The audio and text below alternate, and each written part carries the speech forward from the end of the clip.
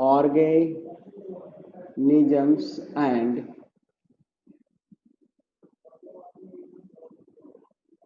populations, है ना। Ecology, ecology का बेटा फर्स्ट चैप्टर है हमारा, organisms and population. Actually ecology है क्या चीज, ये दो वर्ड से बना है बेटा, आइकोस प्लस लोगोस मीन्स, आइकोस मीन्स होता है बेटा होम, है ना, लोगोस मीन्स स्टडी, ठीक है, means interaction between the organisms, amongst organisms. Population में बेटा जितने भी ऑर्गेनिजम्स हैं उनके बीच में आपस में जो इंटरेक्शन होता है, and interaction between organisms and a biotic factor means environment, environment और ऑर्गेनिजम्स के बीच का इंटरेक्शन एक है, और एमंगस्ट ऑर्गेनिजम्स भी है इंटरेक्शन। इन सब की स्टडी को हम बोलते हैं इकोलॉजी, ठीक है। Term ecology is given by Ernst Haeckel. term ecology, term given by Ernst Haeckel।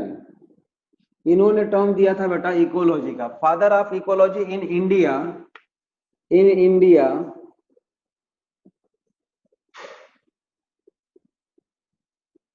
Father of ecology कौन है आपके? इकोलॉजी जहां शुरू हो रही है बेटा एनसीईआरटी में फ्रंट पेज, पहले ही पेज पे लिखा हुआ है, फादर ऑफ इकोलॉजी कौन है? रामदेव मिश्रा, रामदेव मिश्रा।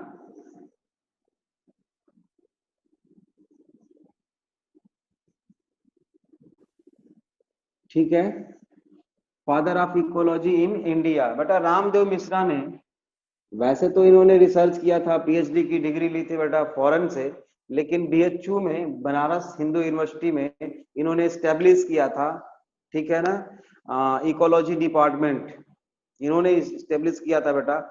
और इन्हीं के कंट्रीब्यूशन से इंडिया ने जो बेटा स्टार्ट किया था, एक स्टैब्लिश किया national committee for environmental planning and coordination, समझ रहे हो, ये स्टेब्लिश किया इंडिया ने, कुछ इसमें रामदेव मिश्रा का बहुत ज्यादा कंट्रीब्यूशन रहा, समझ रहे हो बेटा। तो पहले तो इकोलॉजी की आप डेफिनेशन लिखिए, व्हाट इज इकोलॉजी, इकोलॉजी लिखो बेटा। इकोलॉजी की डेफिनेशन मैंने क्या बताया? Interaction amongst organisms and interaction between organisms and environment, इसी की स्टडी को हम बोलते हैं बेटा एक्चुअली इकोलॉजी। लिखिए, इकोलॉजी में लिखे, it is a branch of biology, it is a branch of biology, it is, Ramdev Mishra का नाम भूलना नहीं है आपको, है ना। It is branch of biology that deals with the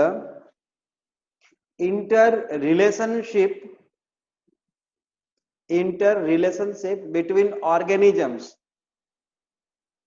interrelationships between organisms and interactions between organisms and their environment, and interaction between organisms and their environment. Next point, government of India established, next point लिखिए, government of India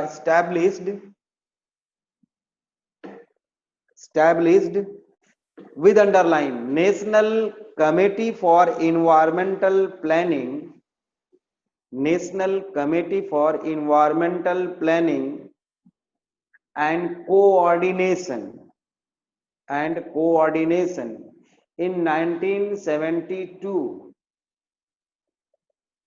in 1972, ये याद रखना है आपको, है ना।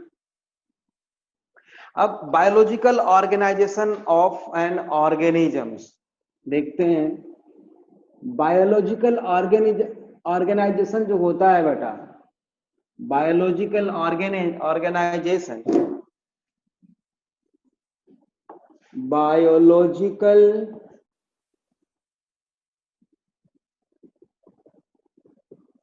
Organisation form macromolecule. पहले micro होगा, उसके बाद क्या आएगा, मैक्रो मॉलिक्यूल्स। बेटा मैक्रोमोलिक्यूल्स के एग्रीगेशन से क्या बनता है, मैक्रोमोलिक्यूल्स के एग्रीगेशन से बनता है बेटा सेल्स। इसके एग्रीगेशन से क्या बनता है बेटा, टिश्यू बनेगा, ये हम जानते हैं बहुत पहले से। ठीक है, टिश्यू के एग्रीगेशन से क्या बनने वाला है बेटा, ऑर्गन्स। ठीक है, और ऑर्गन्स के एग्रीगेशन से क्या बनने वाला है बेटा, बहुत, जिसमें बहुत सारे ऑर्गन्स हो, ऑर्गन सिस्टम। हाँ बिल्कुल बढ़िया गौतम, ऑर्गन सिस्टम। और ऑर्गन सिस्टम के एग्रीगेशन से बनेगा बेटा ऑर्गेनिजम्स, ऑर्गेनिजम्स। ठीक है, ऑर्गेनिजम्स। तो ऑर्गेनिजम्स क्या हो गया बेटा, ऑर्गेनिज्म हो गया बेटा basic unit of study of ecology.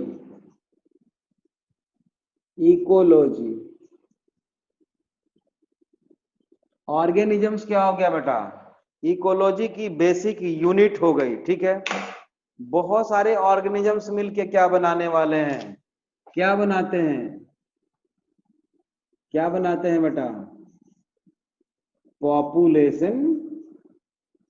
ठीक, ऑर्गेनिजम्स मिलके क्या बनाते हैं, पॉपुलेशन, बहुत सारे ऑर्गेनिजम्स। तो पॉपुलेशन में क्या होता है बेटा, पॉपुलेशन में किसी पर्टिकुलर स्पीसीज का पॉपुलेशन जो भी होता है बेटा, उसमें सारे मेंबर्स जो हैं उनके पास सिमिलर फीचर होता है। पॉपुलेशन में क्या लिखोगे आप, organisms having similar features, organisms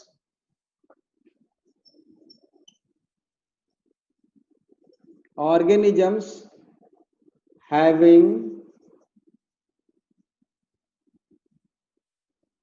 similar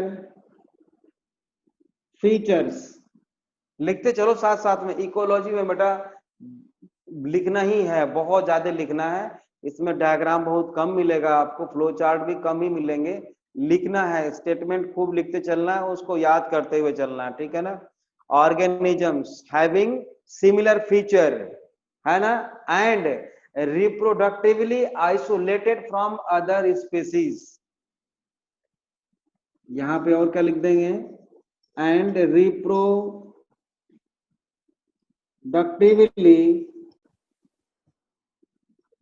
isolated, उसको हम बोलते हैं बेटा पॉपुलेशन। पॉपुलेशन के बाद बहुत सारी पॉपुलेशन मिलके क्या बनाएगी बेटा, बता सकते हो, बहुत सारे पॉपुलेशन मिलके क्या बनाने वाली है, क्या बनाती है, जिसमें बहुत सारी स्पीसीज हो, डिफरेंट टाइप ऑफ स्पीसीज हो, क्या बनाती है बोलो। देखो स्क्रीन भी बंद हो गई यार, एक तो इसके भी बहुत नखरे हैं। रुक जाओ बेटा 1 मिनट। जीनस नहीं भाई, जीनस नहीं अर्पण, जीनस नहीं। रुक जाओ, अभी स्क्रीन ऑन कर लेता हूँ इसको थोड़ा।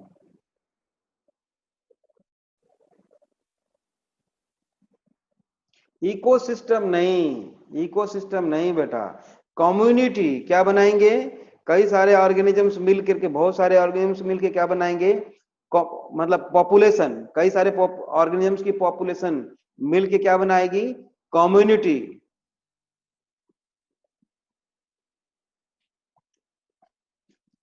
चलो कनेक्ट हो गया। ये बनाएगी बेटा जिसमें बहुत सारे पॉपुलेशन हो, उसको बोलेंगे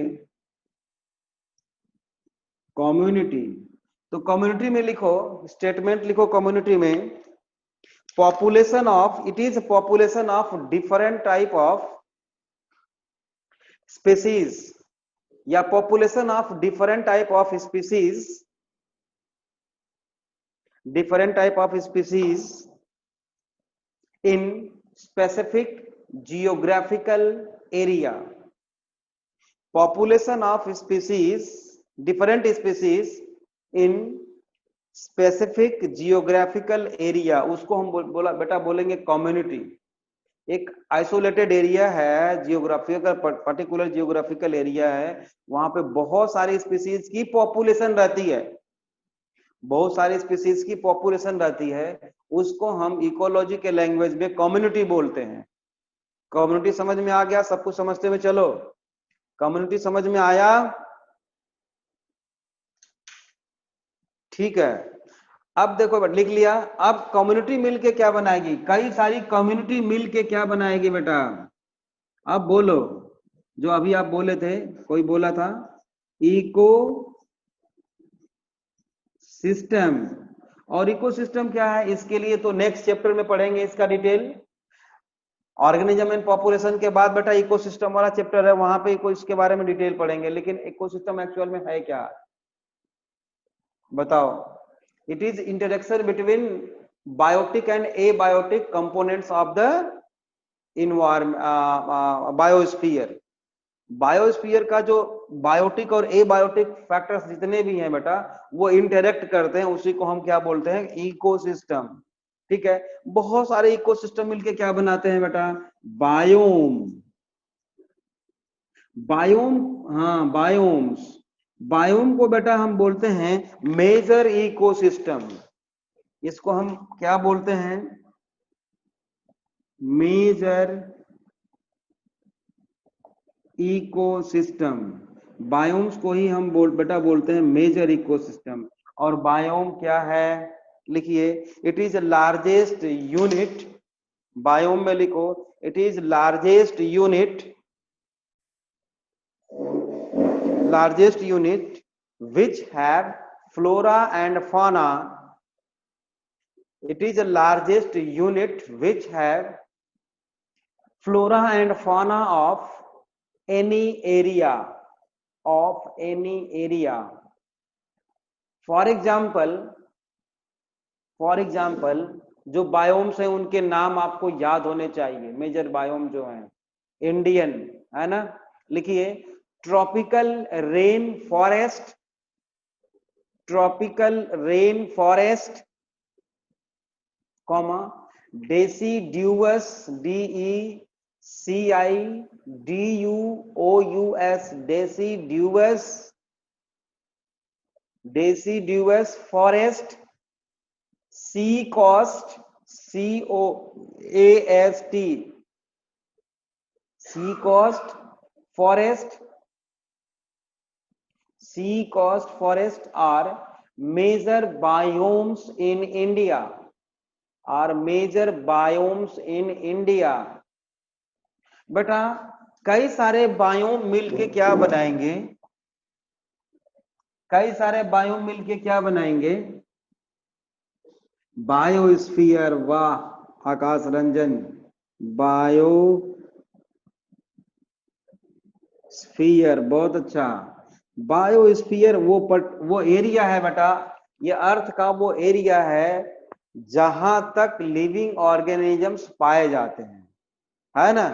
मतलब अर्बोरियल एनिमल्स कितने हैं, मतलब आकाश में कहां तक पाए जाते हैं, या समंदर में कितने 7 to 8 किलोमीटर नीचे तक पाए जाते हैं। तो ये टोटल जो है बायोस्फीयर है बेटा, जहां पे अर्थ का वो पार्ट है जहां पे लिविंग ऑर्गेनिजम्स पाए जाते हैं। लिखिए, it is a biologically inhabited part of earth, it is a biologically inhabited part of earth, it is biologically inhabited part of earth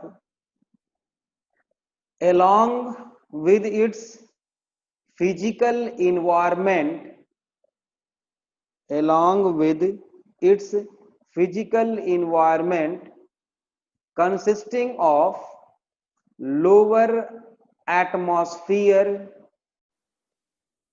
consisting of lower atmosphere, land and water bodies, land and water bodies. तो ये तो हो गया बेटा छोटे छोटे definitions, organisms, population, community और ecosystem. इस पूरे इकोसिस्टम में हम इन्हीं के बारे में बात करते रहेंगे, organisms, population, community, ecosystem, biome और बायोस्फीयर के बारे में। समझ रहे हो? हाँ, मतलब मेनली क्या है इकोलॉजी में, मैंने आपको बताया interaction amongst organisms and their environment को हम इकोलॉजी बोलते हैं। और पूरे इकोलॉजी में यही सब कुछ हम लोग पढ़ते रहेंगे, किसमें किस तरह का एडॉप्टेशन हुआ, किस ऑर्गेनिज्म में क्यों हुआ, ये सारे कुछ चीजें इसमें हम लोग पढ़ेंगे। ठीक है, तो शुरू करते हैं बेटा हम स्टार्टिंग से, कि जहाँ पे ऑर्गेनिजम्स रहते हैं उस प्लेस को हम क्या बोलते हैं, हैबिटेट बोलते हैं। ठीक है, उसको हैबिटेट बोलते हैं। और हैबिटेट का ही एक छोटा सा पार्ट है नीके, नीके NICHE, दोनों में डिफरेंस भी देखने वाले हैं अभी हम। ठीक है, अच्छा मुझे याद आ गया बेटा, एक चीज और मैं पूछ लेता हूं, आप लोग बताओ। हाँ, अगर सैटरडे संडे 2 आवर्स की क्लास हम अरेंज कर दें तो आप लोग क्लास लेने के लिए तैयार हो, जिस दिन पेपर नहीं होता है आपका? क्योंकि बेटा सिलेबस जो है ना बहुत लंबा है अभी इकोलॉजी का, और जल्दी से फिनिश करना है। तो सैटरडे या संडे को, दो संडे टेस्ट है, इस संडे को टेस्ट है ना, इस संडे को टेस्ट है ना बेटे? नहीं, इस संडे को कहाँ है, इस संडे को तो है भी नहीं। केमिस्ट्री का कितने बजे से, टाइम बताओ कितने बजे? पता नहीं है। चलो तो सैटरडे को हम देखेंगे, तो 2 घंटे की क्लास हम सोच रहे हैं कि एक सैटरडे को भी, एक तो डेली तो क्लास होगी होगी, सैटरडे को भी मैं क्लास रखना चाहता हूँ। या मैं ऐसा करता हूँ कि from my side, yes sir, ठीक है, 3 to 5, मतलब अग्री हो तो फिर मैं प्रकाश सर से बोल के टाइम का अरेंजमेंट करवा दूंगा। समझ रहे हो? ठीक है, ठीक है बेटा। इसका इस मैं इसलिए बोल रहा हूं बेटा कि देखो, नीट नीट में 700 प्लस मार्क्स लाने के लिए बेटा ना थोड़ी मेहनत तो करनी पड़ेगी इस बार। समझ रहे हो? और प्लस, हाँ, और +1 का हम तभी रिवाइज करा सकते हैं जब हम +2 पहले खत्म कर लें, क्योंकि पेपर अपने टाइम पे होना है, आप लोगों को पता होना चाहिए। पेपर मई में ही होगा बेटा, मई में ही हो जाए। 11th का रिवीजन भी करना, इसीलिए मैं कह रहा हूं कि 11th का रिवीजन हम तभी करा सकते हैं जब +2 का सिलेबस हम कंप्लीट कर लें। समझ रहे हो? इसके लिए हम, हाँ, इसके लिए हम बेटा बहुत ज्यादा लिखवाना ना पड़े, तो एनसीईआरटी का कहीं से भी आप पीडीएफ अरेंज करो या हार्ड कॉपी फोटो कॉपी करवा लो पूरी इकोलॉजी। ध्यान से सुनो मेरी बात, जिसके पास एनसीईआरटी की बुक है वो तो ठीक, जिसके पास नहीं है वो पूरे इकोलॉजी का बेटा पीडीएफ ऑनलाइन मिल जाएगा आप लोगों को, उसकी प्रिंट आउट ले लो एनसीईआरटी का। समझ रहे हो? क्योंकि हम आपको अक्सर बताते रहेंगे कि एनसीईआरटी से ये टॉपिक कर लो, जैसे मैंने कल बताया था, है ना, उसको एक्सप्लेन कर दूंगा लाइन बाय लाइन, मतलब एनसीईआरटी ही पढ़नी है, कुछ कुछ टॉपिक ऐसे होंगे इसमें, तो सिलेबस थोड़ा जल्दी हो जाएगा। समझ रहे हो? तो एनसीईआरटी की बुक लेके बैठो एक तो, और एक बात के लिए तैयार रहो कि आपकी क्लास हम अरेंज करके भेजेंगे 2 घंटे की भी, या हो सकता है कि यही क्लास हम 1.5 घंटे की करा दें, मतलब जैसे भी करके सिलेबस हमको थोड़ा सा जल्दी फिनिश करना है। ऐसे चलता रहेगा तो पूरा नवंबर फिर निकल जाएगा। समझ रहे हो? पूरा नवंबर निकल जाएगा बेटा, तो पूरा नवंबर अगर निकल गया तो ठीक नहीं हो रहेगा थोड़ा सा। ठीक है, आगे देखते हैं बेटा। अब शुरू करते हैं बेटा हैबिटेट से। हैबिटेट, हैबिटेट ये वो प्लेस है बेटा जहां पे कोई भी ऑर्गेनिजम्स रहता है। ठीक है, it is a specific place. लिखो, लिखने के लिए तैयार रहो अब इकोलॉजी में आप। It is a specific place और locality, it is a specific place or locality delimited by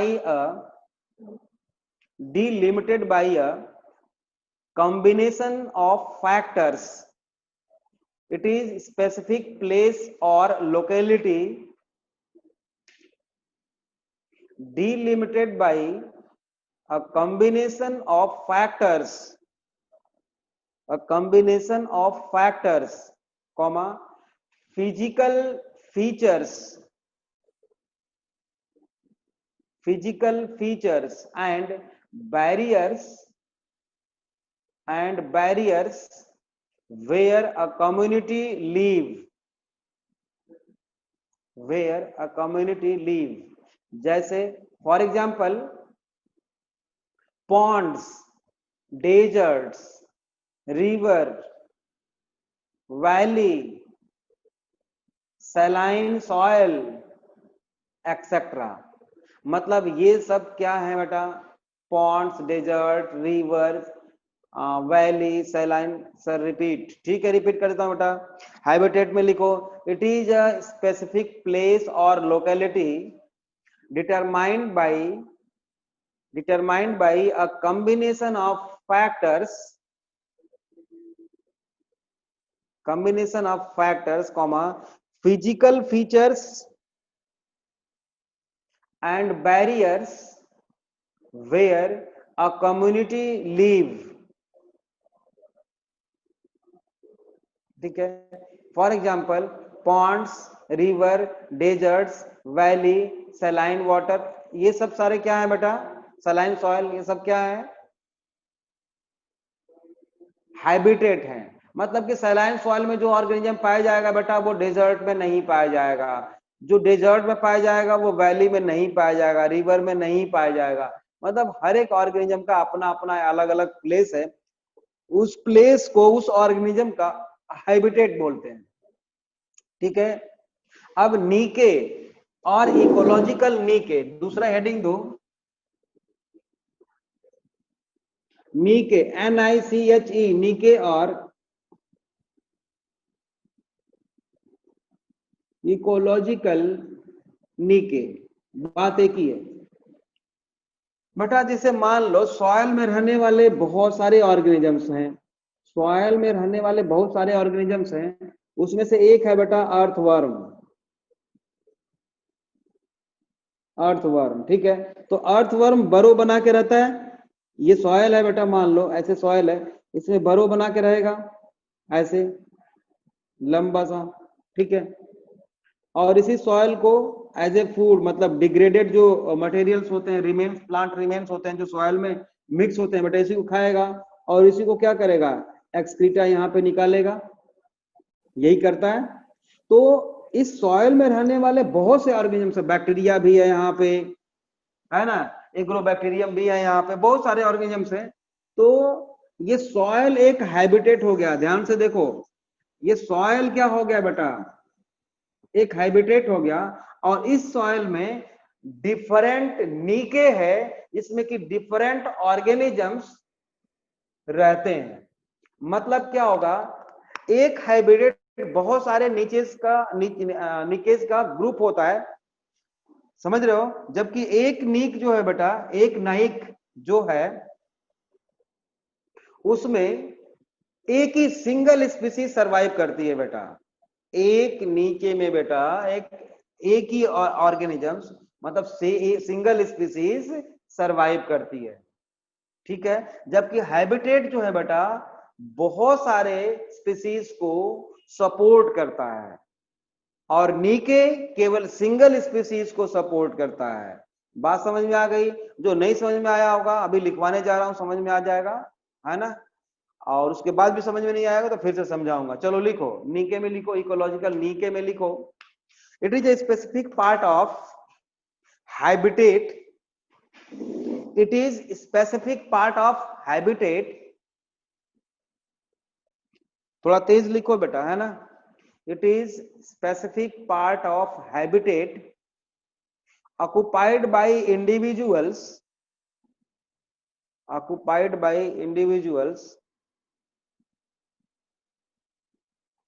of a species, which is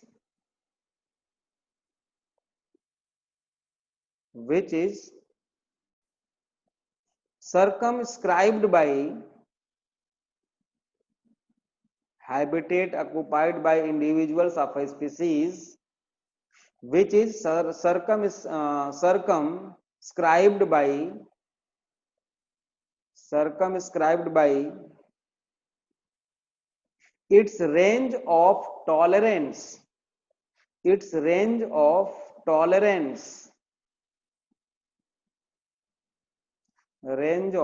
tolerance, comma, range of movement, comma, range of movement, shelter,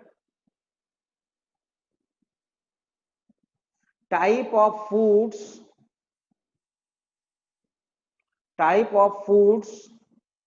comma, type of predators,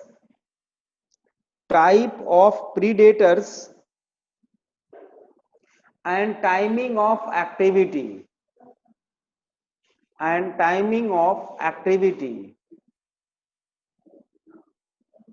for example जैसे tadpole बेटा पानी में रहता है जिस तरह से, है ना, फ्रॉग उस तरह से नहीं एक्सक्रीज रह सकता। लिखिए, for example tadpole and adult frog occupy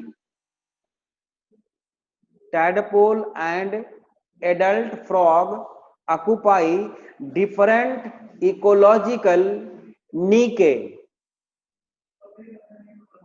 For example, tadpole and frog occupy different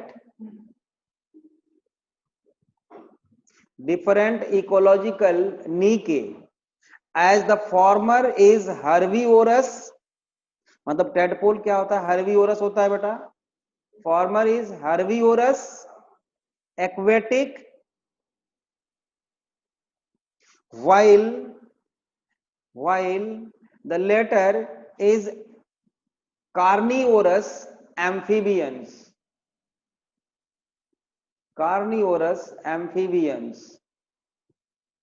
ठीक है। अब दोनों में डिफरेंस के लिए हम लोग कॉलम बना लें ताकि बिल्कुल क्लियर हो जाए। मतलब कि बेटा एक हैबिटेट बहुत सारे निकेज को सपोर्ट करेगा, लेकिन बहुत सारी स्पीसीज को सपोर्ट करेगा, एक सिंगल हैबिटेट, समझ रहे हो? एक ही हैबिटेट में रहने वाले बहुत सारी स्पीसीज हो सकती हैं, लेकिन नीके में क्या होता है बेटा? एक सिंगल स्पीसीज को सपोर्ट करता है ना। तो दोनों में कॉलम बनाओ और डिफरेंस लिख लेते हैं।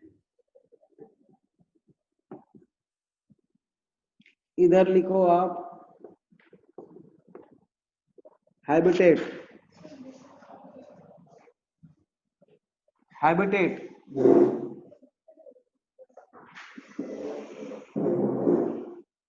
ठीक है। तो इसमें फर्स्ट पॉइंट लिखो, हैबिटेट में फर्स्ट पॉइंट लिखो बेटा, it is a specific place और locality, it is a specific place or locality where community live,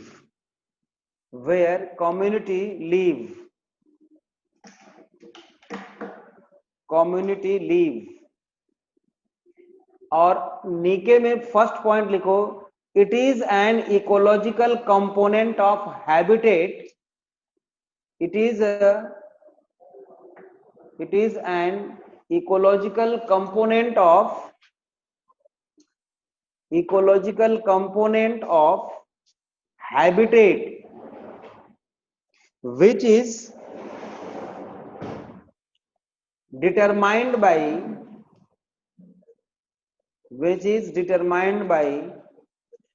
functioning of an organisms,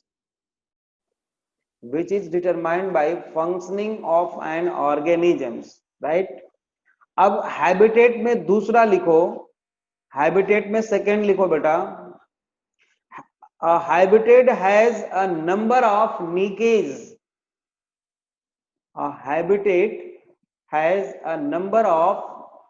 niches,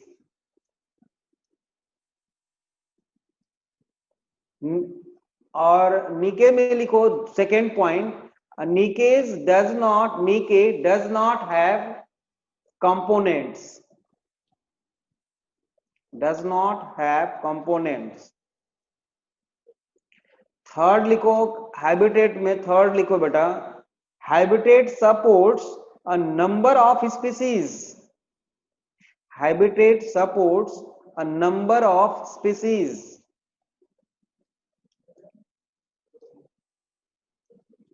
और थर्ड पॉइंट लिखो नीकेज में, नीके supports a single species.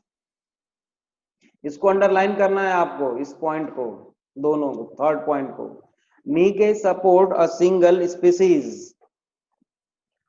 Habitat में लिखना है बेटा fourth point, a number of environment, a number of environment variables occur in a habitat, a number of environment variables occur in a habitat। और नीके में लिखेंगे बेटा, niche has a specific set of environment, niche has a specific set of environment. मतलब niche को हम किसको बोलेंगे, नीके को बेटा, नीके मीन्स क्या, specific environmental condition of habitat. Definition एक ये भी हो सकता है, क्या हो सकता है, specific environmental condition of a habitat which support a single species, which support a single species. हो गया नीके का डेफिनेशन एक और, है ना, स्पेसिफिक इन्वायरमेंटल, नीके में it is a specific environmental condition width of habitat which support a single species. Right, यहां तक क्लियर हो गया? आप बोलो क्लियर हो गया? नीके और हैबिटेट क्लियर हो गया बच्चों?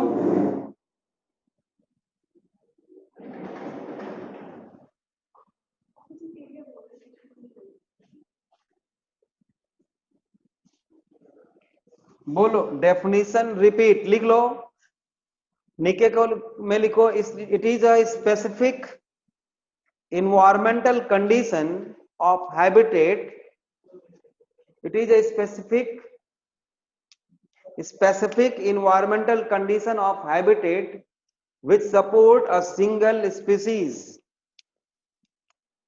मतलब नीके क्या है बेटा, हैबिटेट का एक पार्ट है जो सिंगल स्पीसीज को सपोर्ट कर रहा है, सिंपल सी बात है, बिल्कुल ठीक है। अब लिखो इन्वायरमेंट, इन्वायरमेंट क्या होता है,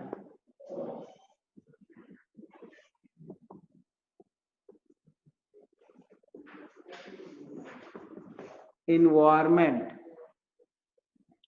ये क्या है बेटा, जो भी एक्सटर्नल कंडीशन है किसी भी ऑर्गेनिजम्स के सराउंडिंग, उसका सम टोटल है, जिसको कि हम क्या बोल रहे हैं, इन्वायरमेंट बोलते हैं, है ना, किसी भी ऑर्गेनिजम्स के अराउंड। तो लिखिए it is sum total of, it is sum total of external conditions, it is sum total of external condition in bracket biotic and abiotic, in bracket biotic and abiotic, bracket close, which influence the organisms, which influence the organisms in terms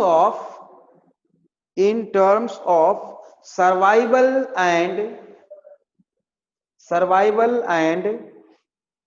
reproduction, survival and reproduction. दो ही M होता है main बेटा किसी भी organism का, एक तो survive करना और दूसरा रिप्रोड्यूस करके बेटा अपनी स्पीसीज को स्प्रेड करना, नंबर ऑफ पॉपुलेशन इंक्रीज करना अपनी स्पीसीज का, ठीक है ना, समझ में आ गया? अब नेक्स्ट पॉइंट लिखो एक, ये जो इन्वायरमेंटल चेंजेस होते हैं ना बेटा, इन्वायरमेंटल चेंजेस होते हैं वो क्यों होते हैं अर्थ पे?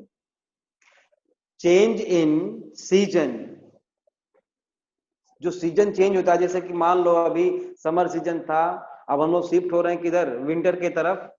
तो ये जो सीजन में चेंजेस आते हैं बेटा, इसका रीजन क्या है बता सकते हो? इसका क्या रीजन है?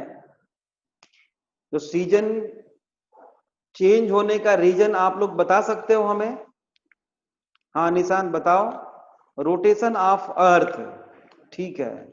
एक तो रोटेशन ऑफ अर्थ हो गया, दूसरा बेटा, दूसरा एक बहुत बढ़िया है, आपने सही बताया। और ये टिल्टिंग ऑफ द अर्थ, अरे बेटा वाह, मजा आ गया, बहुत अच्छा। तो नेक्स्ट पॉइंट लिख लो ऑन एक्सिस, बिल्कुल सही बात है बेटा। अपने एक्सिस पे थोड़ी सी टिल्ट है और एक तो रोटेशन है, वो ये दो है रीजन सीजनल चेंजेस का, ठीक है ना। तो चेंज, नेक्स्ट पॉइंट लिख सकते हो आप लोग, change in season occurs due to rotation of the earth and second क्या होगा, tilting of the earth on its axis। लिख लो, लिखो बच्चों। change in season occurs due to rotation of the earth around the sun, ऐसे लिख सकते हो, around the sun, and second one is tilting of the earth on its axis, ठीक है। अच्छा, प्रेसिपिटेशन किसको बोलते हैं बेटा? स्नोफॉल प्लस रेनफॉल, दोनों को हम लोग प्रेसिपिटेशन बोलते हैं बेटा, है ना। ये टर्म याद रखना आप, स्नोफॉल प्लस रेनफॉल, दोनों को मिला के हम प्रेसिपिटेशन कंसिडर करते हैं, ठीक है ना। और ये प्रेसिपिटेशन भी डिसाइड करता है कहीं के वेजिटेशन को या क्लाइमेट को वहां के, है ना, कि एनुअल मीन प्रेसिपिटेशन कहाँ पे कितना है बेटा, वहां के पॉपुलेशन को, वहां के स्पीसीज को काफी हद तक डिसाइड करता है, वेजिटेशन को डिसाइड करने वाला होता है ये। तो नेक्स्ट पॉइंट लिखो, these seasonal variations, these seasonal variations, अच्छा एक चीज रुक जाओ अभी, अच्छा लिख लो तो भाई मैं पूछता हूं। These seasonal variations together with annual variation, these seasonal variation together with annual variation in precipitation, in precipitation, in bracket चाहो तो लिख सकते हो, both rain and snow is equal to precipitation, these seasonal variation together with annual variation in precipitation leads to the formation of the, leads to the formation of the major biomes, leads to the formation of major biomes। Next point लिखो, different biomes are formed due to, different biomes are formed due to, due to, दो point लिखना है, different biomes form होने के reason दो, दो हैं। पहला लिखिए बेटा, annual variation in light, first point लिखो, due to annual variation in light intensity and temperature duration, annual variation in light intensity and temperature duration, and temperature duration, different biomes are formed due to, first region लिखिए, annual variation in light intensity and seasonal duration, sorry, temperature duration। Next है annual variation in precipitation, annual variation in precipitation, ठीक है। चलो अब एक बात बताओ आप कि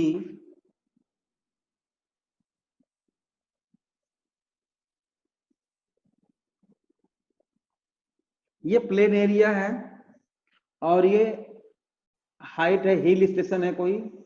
यहाँ पे टेम्परेचर बहुत कम रहता है, यहाँ पे टेम्परेचर ज्यादा रहता है। ठीक है, समझ में आ रही है बात? ऐसा क्यों? टेम्परेचर सीजन एक ही है, समझ रहे हो? यहाँ भी मान लो एक हिल स्टेशन है तो यहाँ पे टेम्परेचर डाउन होगा। तो जैसे जैसे हम हाइट पे बढ़ते हैं बेटा, हाइट पे बढ़ते हैं तो टेम्परेचर डाउन होता है। रीजन बता सकता है कोई क्यों? ड्यू टू बता सकते हो आप कोई भी? Pressure is inversely proportional to temperature. अच्छा, pressure, okay okay okay okay. मतलब ये हुआ बेटा कि अगर प्रेशर बहुत ही कम कर दिया जाए तो वहां पर टेम्परेचर अपने आप डाउन हो जाएगा। अच्छा, CO2 heavier it lies near surface ना। एटमॉस्फेरिक प्रेशर, अच्छा, एटमॉस्फेरिक प्रेशर जहां पे कम है वहां पर टेम्परेचर बहुत कम हो जाएगा। सोचो जरा क्या बोल रहे हो? Atmospheric heating of earth. अच्छा,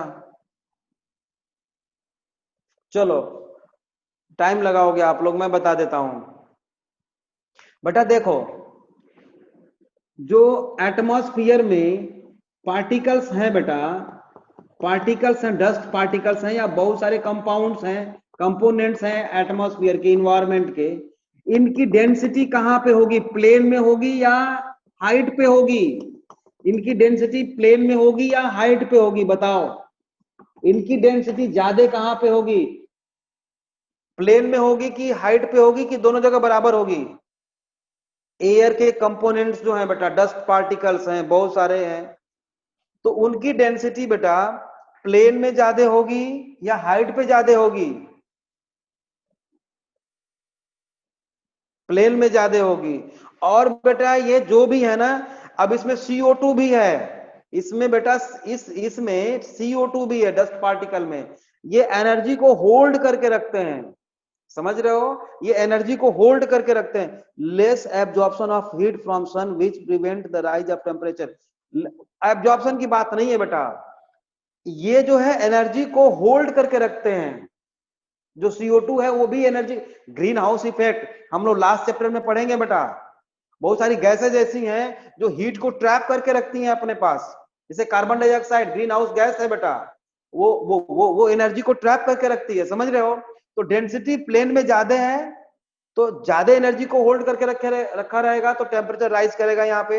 जैसे जैसे हम ऊपर बढ़ेंगे बेटा डेंसिटी कम हो जाएगी एयर की, एयर की डेंसिटी कम होने से फिर क्या होगा? पार्टिकल्स भी इसके कम हो जाएंगे, तो कम एनर्जी को होल्ड करके रखेगा तो टेम्परेचर डाउन हो जाएगा अपने आप। समझ गए? यही रीजन है, डेंसिटी का खेल है मेनली, मेनली बेटा डेंसिटी का खेल है। और ये भी आप जानते हो कि वहां पे पोल्यूशन बहुत कम होता है, ये भी एक रीजन है।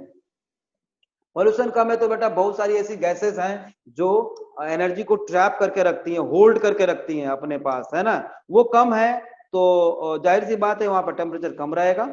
समझ में आ गया? तो एस लिखो फटाफट। समझ में आ गया बच्चों? यही रीजन है मेन, ठीक है? Okay okay okay. अब बेटा अब क्या है कि आपके एनसीईआरटी में, आपके एनसीईआरटी में एक ग्राफ बनाया हुआ है ऐसा, ठीक है? आप देख रहे होगे तो इसमें क्या दिखा रखा है उन्होंने?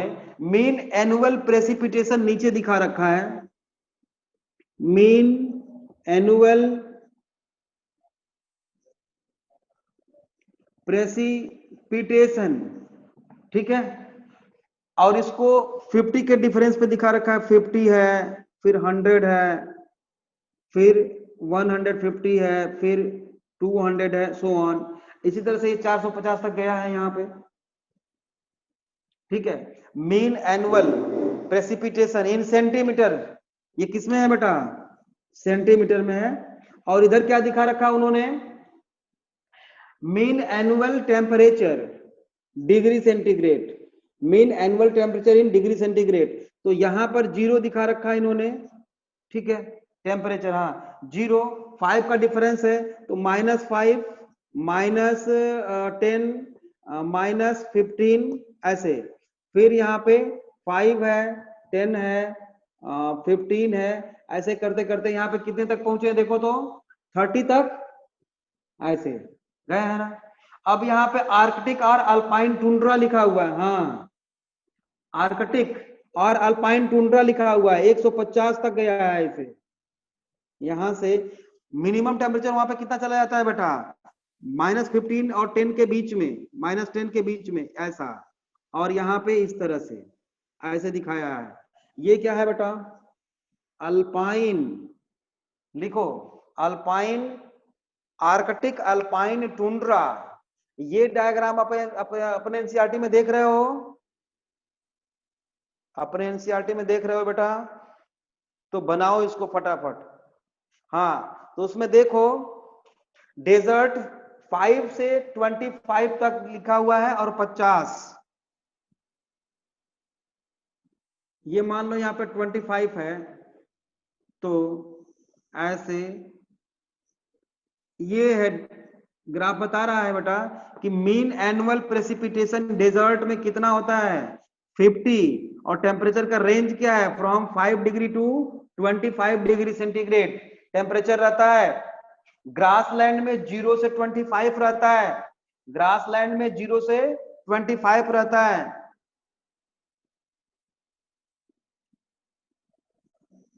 ऐसे बना सकते हो, ये ग्रासलैंड है, सारा बना के लिख लो, ये बना के लिख लेना है और याद कर लेना है, इसी ग्राफ से सारा याद रखना है कि कहां पे कितना रेंज है प्रेसिपिटेशन का और मीन एनुअल टेम्परेचर का, 10 to 25 ग्रासलैंड, ठीक है बेटा। और ट्रॉपिकल फॉरेस्ट बेटा इधर बनाया हुआ है, ट्रॉपिकल फॉरेस्ट ऐसे बनाया होगा। ट्रॉपिकल फॉरेस्ट में एनुअल जो आपका प्रेसिपिटेशन है वो दिखा है कितना 450 तक गया है, और मीन एनुअल फ्रॉम 150 टू 450 तक गया है, ठीक है। ये है आपका ट्रॉपिकल फॉरेस्ट। टेम्परेट फॉरेस्ट में 250 तक, 200 तक है लगभग, 100 टू 200 प्रेसिपिटेशन है टेम्परेट फॉरेस्ट में, और टेम्परेचर यहाँ पे 10 से 20 के ऊपर थोड़ा सा है, यहाँ पे है इस तरह से है ऐसे, ये है यहाँ पे। ये क्या है बेटा, टेम्परेट फॉरेस्ट। तो सबसे, और एक और है कोनीफेरस फॉरेस्ट। कोनीफेरस फॉरेस्ट में एनुअल टेम्परेचर रेंज क्या है, मीन एनुअल टेम्परेचर रेंज क्या है कोनीफेरस फॉरेस्ट, एनसीईआरटी में देख रहे हो आप लोग, बताओ।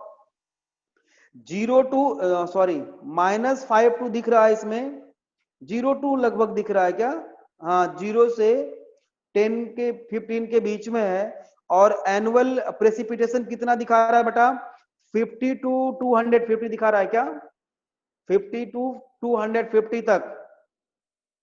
हाँ तो ये रेंज चाहो तो आप लिख सकते हो प्रेसिपिटेशन, ये इसीलिए ग्राफ में बना के इन्होंने दिया हुआ है कि इसको आप याद रखें, ठीक है ना। नीचे लिखा हुआ है major biome distribution with respect to annual temperature and precipitation, ऐसा लिखा हुआ है, ठीक है।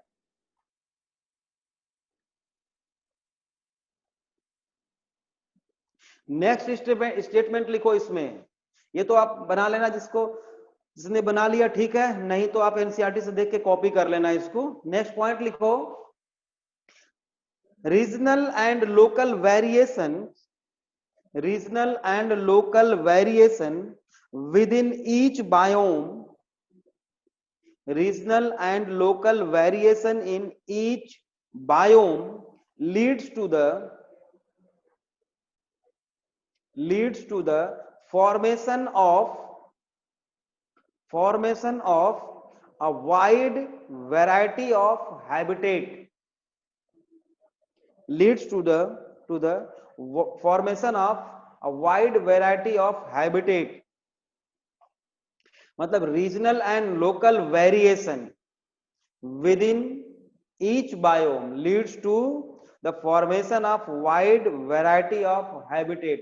बहुत सारे habitat डेवलप हो जाते हैं और बहुत सारी स्पीसीज डेवलप हो जाती हैं। समझ में आ गई बात। अब बढ़ते हैं आगे बेटा। इसके एक चीज और है, आपके एनसीईआरटी में भी ये बात लिखी हुई है बेटा कि आप जो ये मत समझना कि जो इनिशियली जब ओरिजिन ऑफ स्पीसीज हो रहा था या अभी भी देखो तो जो ओरिजिन ऑफ स्पीसीज है बेटा, ऐसा नहीं है कि केवल फेवरेबल कंडीशन में ही पॉसिबल है। फेवरेबल कंडीशन ही स्पीसीज डाइवर्सिटी को प्रमोट करती है, ऐसी बात नहीं है। बहुत सारी वेराइटी ऑफ स्पीसीज बेटा हॉट स्प्रिंग्स में भी पाई जाती हैं, मार्सी एरिया में भी पाई जाती हैं, समझ रहे हो, जहां टेम्परेचर बहुत ज्यादा रहता है वहां भी पाई जाती हैं, राजस्थान डेजर्ट में भी, या वेन सॉक्ड मेघालय फॉरेस्ट, वहां पे अलग अलग स्पीसीज पाई जाती है। मतलब एडवर्स कंडीशन में भी स्पीसीज की बैक्टीरिया आर प्रेजेंट एनीवेयर। बिल्कुल सही बात है बेटा गौतम। तो ऐसा नहीं है कि केवल फेवरेबल कंडीशन में ही स्पीसीज का वेरिएशन पॉसिबल है स्पीसीज में, समझ रहे हो। इस स्टेटमेंट को लिख लेते हैं बेटा ताकि याद रहेगा। लिखो, अभी 5 मिनट टाइम है, हम लिख सकते हैं। लिखो बेटा, life on earth exist not just life on exist not just a few favorable habitats but even in extreme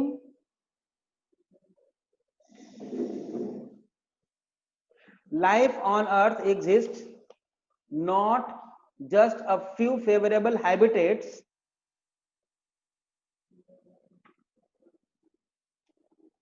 but even in extreme and harsh habitats,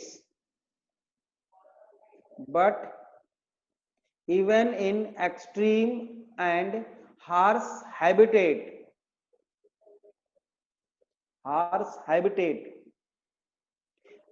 like scorching SCORCHING, scorching means high temperature, harsh habitats like scorching, Rajasthan desert,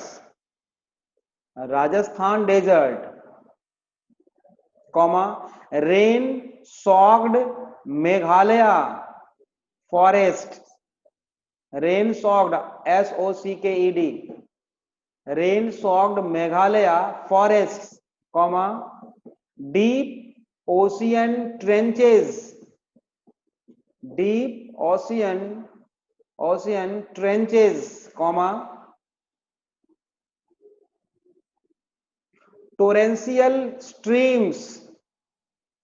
torrential streams, permafrost, PERMAFROST, permafrost in bracket, snow laden, LADEN, snow laden bracket close, polar regions, high mountain tops, वहां भी species है बेटा, life वहां भी है, boiling thermal springs, वहां भी life है, boiling thermal springs, stinking compost pits, STINKING,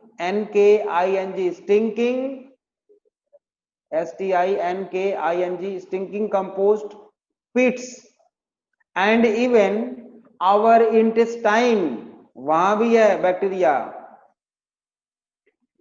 and even our intestine in a unique habitat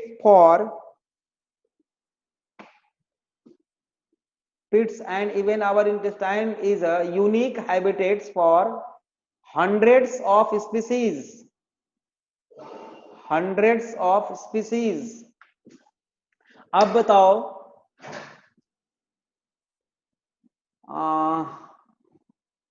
polar region पे बेटा टेम्परेचर कम होता है या ज्यादा होता है? अर्थ पे सबसे ज्यादा टेम्परेचर कहां पे होता है? लो होता है गौतम। अरे वाह रे बेटा वाह। डेजर्ट में सबसे हाई होता है। और पोलर रीजन को बेटा हम अल्पाइन भी बोलते हैं। अल्पाइन में सबसे कम टेम्परेचर होता है, उससे ज्यादा टेम्परेट में होता है, उससे ज्यादा सबसे ज्यादा बेटा ट्रॉपिकल में होता है। इक्वेटर पे सबसे बढ़िया आंसर तो अर्पण ने दे दिया भाई। इक्वेटर पे सबसे ज्यादा टेम्परेचर होता है। जैसे जैसे इक्वेटर से हम पोल की तरफ बढ़ते हैं बेटा, टेम्परेचर धीरे धीरे धीरे धीरे डाउन होने लगता है। समझ रहे हो? तो इसके बारे में पूरे टेम्परेट, अल्पाइन और ट्रॉपिकल रीजन के बारे में, कहाँ पे टेम्परेचर कितना होता है, मतलब कैसे डाउन होता है, अप होता है, उसके बारे में हम लोग कल बात करेंगे। ठीक है ना?